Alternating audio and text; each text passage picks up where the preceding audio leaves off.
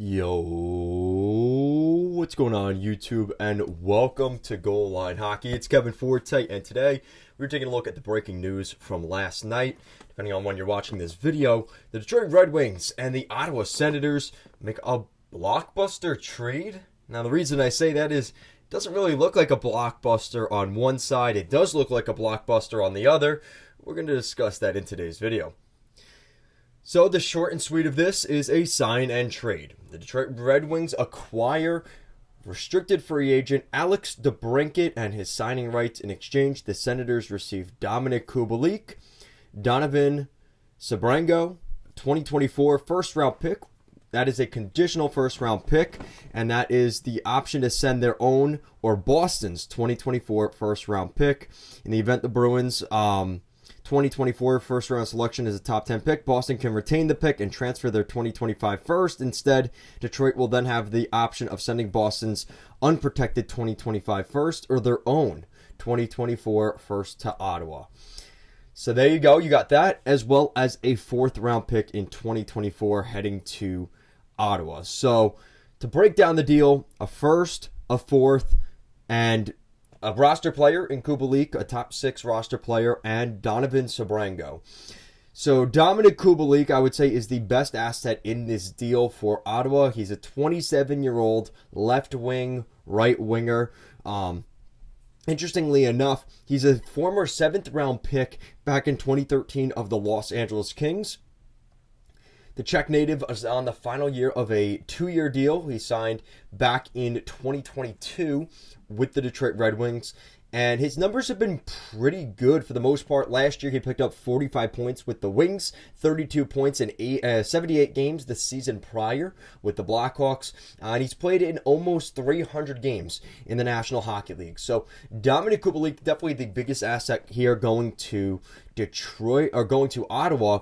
Donovan Sabrango, another interesting piece in this deal, a former 3rd round pick back in 2020 of the Detroit Red Wings, and the Kingston, Ontario native is on his entry-level deal, and he spent last season in GR in Grand Rapids with the Griffins, picking up 7 points in 39 games. Of course, you've got the 1st and the 4th round picks next season. And then what do the Red Wings get? So this is the bigger point of the video, because it's Alex Debrincat. Now the Farmington Hills, Michigan native coming into Detroit. He's 25 years old, former 2nd round pick in 2016 of the Chicago Blackhawks, and was really considered a steal at the time.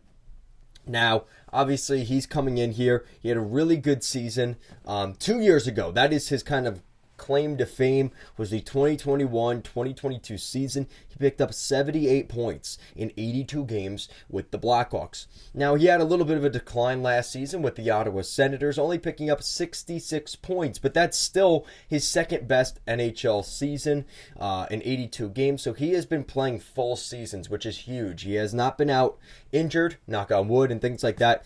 He's played in over 400 games in the National Hockey League and almost 400 points. So Alex Debrincat is a really good hockey player, and he is going to be getting paid for that. So that was the other asset in this deal. So they acquired his signing rights, and then they signed him. So the deal comes out to 4 years, $31.5 million. Now this deal will end on July 1st of 2027. It's a 4-year deal, $7.875 million per season. It's all base salary. There is no signing bonuses attached to this contract, and it's $7.875 per season. Now, the one interesting twist to this contract is the first year, which is currently active today, as it was signed. There is no trade. There isn't a trade clause in here. So the first season of the deal, if the Red Wings, for any reason in particular, wanted to trade Debrincat, they have full autonomy on where they want to move him. Now, starting next season, July 1st of 2024, starts a 16-team trade list. So half the league will be, he can pick from half the league where he would like to go. The other half of the league is SOL. They will not have the opportunity, at least if Debrincat says so or not, to get traded there. So it's a modified no trade clause that kicks in July 1st next year. All right, so let's break down my thoughts because we've unpacked a lot so far, so thank you for sticking with us. But Alex Debrincat, now a member of the Red Wings. No surprise here, in my opinion. We've heard these rumors for a while now. Steve Yzerman likes to keep these things kind of closed in the closed doors, but that was quite difficult in this situation. Debrincat's a winger, not listed as a center. He's a winger, 5'7", 165 pounds.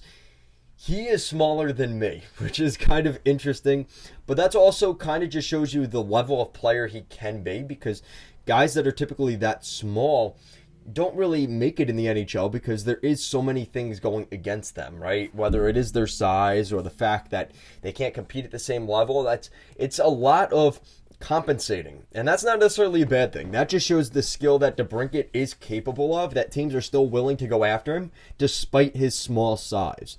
Now, with that said, what we're looking at with Debrincat is a guy that, yeah, people can say, oh, well, he could have injury issues in the future and this and that.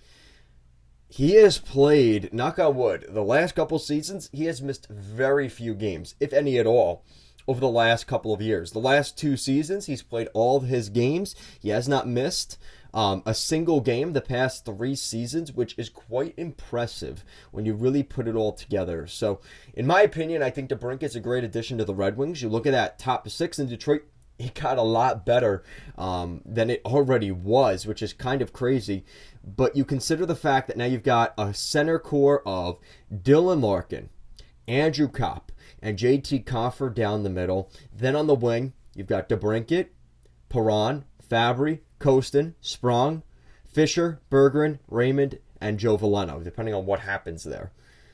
This is a really good hockey team, guys. And I would say the fact that they only had to give up really a former third-round pick in 2020 in Donovan Sebrango, Dominic Kupelik, who by default goes the other way because you don't have a spot for him with Debrincat in the lineup, so that's kind of a swap right there.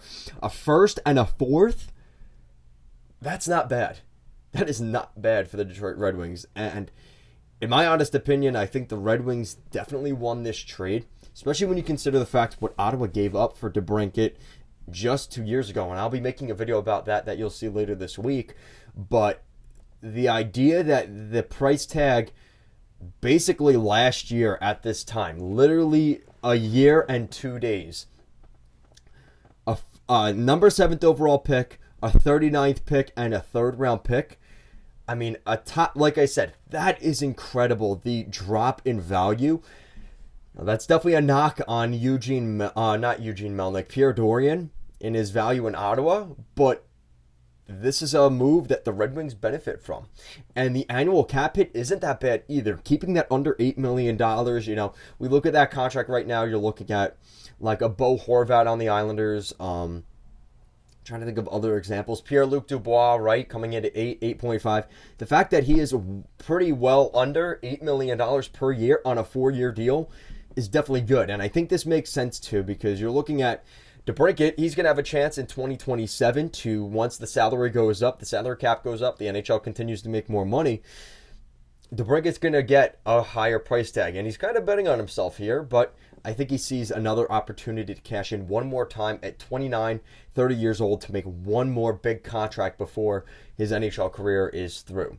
So let me know what you guys think in the comment section down below. What do you guys think of this deal? Like I said, it's definitely a shocking deal in terms of the value, but obviously the Red Wings and the Islanders were the final 2 teams in on Debrincat, so that makes a lot of sense. But I want to know what you guys think down below. Guys, thank you so much for watching, and I'll see you again next time.